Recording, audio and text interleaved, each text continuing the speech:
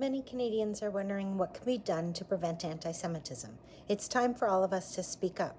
This morning I read an article in the National Post written by Raheel Raza, a Canadian Muslim activist and president of Muslims Against Anti-Semitism. Raza wrote that thoughts and prayers are not enough after the rise in anti-Semitic violence around the world and here in Canada. Here's what Raza and her group are calling for to stop anti-Semitism. 1. Muslim Arab MPs and senators must publicly stand in solidarity with the Jewish community and condemn attacks like the Bondi Beach massacre. This is of particular interest to me. If you will remember, Liberal MP Anthony Housefather and a group of Liberal colleagues issued an open letter in late August 2025 condemning the deplorable rise of anti-Semitism in Canada and calling for action at all levels of society, government, law enforcement, schools, and institutions. The letter said incidents of anti-Semitic hate were becoming normalized and urged concrete steps to confront and counter that hate. However, only 32 Liberal MPs out of a caucus of roughly 169 signed Housefather's letter, meaning less than 1/5 of Liberal lawmakers added their names to that call. In contrast, the Conservative Party responded with its own open letter condemning anti-Semitism more broadly. All 144 Conservative members of Parliament signed that statement, framing it as a unified statement to protect the Jewish community in Canada amid rising hate crimes and criticizing what they saw as insufficient action by the government. So what can you do? Either write your Liberal MP and tell them you've had enough of anti-Semitism or vote Conservative.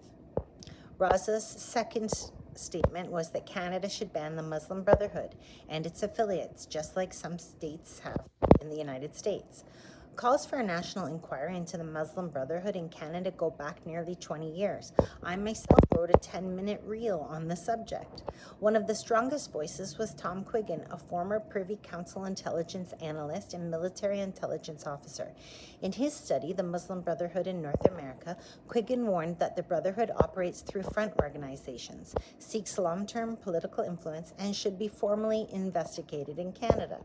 That call was never taken up because the report was not government commissioned. The Muslim Brotherhood is not yet designated as a terror organization in Canada, and politicians feared political backlash and accusations of Islamophobia. The National Council of Canadian Muslims leads the charge against Islamophobia. So instead, scrutiny remained largely behind closed doors within CSIS and the CRA rather than through a public national inquiry. Barbara Kay, a journalist for the National Post, raised these concerns publicly in columns including Canada Needs to Have a Serious Talk About the Muslim Brotherhood and Islamism, the Threat to Canada You Won't Hear Uttered by the Liberals. Despite repeated warnings, Canada chose not to launch a national inquiry. The third thing that the Muslims Against Anti-Semitism recommend is any religious institution that willfully promotes hatred must be investigated and stripped of its religious status. 4, law enforcement must use all hate crime laws to arrest and prosecute those inciting hate. 5, parliamentarians should support stronger hate law reform and add offenses for willfully promoting terror groups, like Roman Baber has suggested. 6, protests are vital, but not ones where your faces are hidden or terror groups are glorified. 7, law enforcement should be held accountable where it fails to prevent serious hate crimes. Raza's group says this isn't just about condemning hate, it's about taking actions to protect Jewish people, uphold our Canadian laws, and build trust between communities. If we are serious about stopping anti-Semitism, we need more than words. We need accountability, solidarity, and action.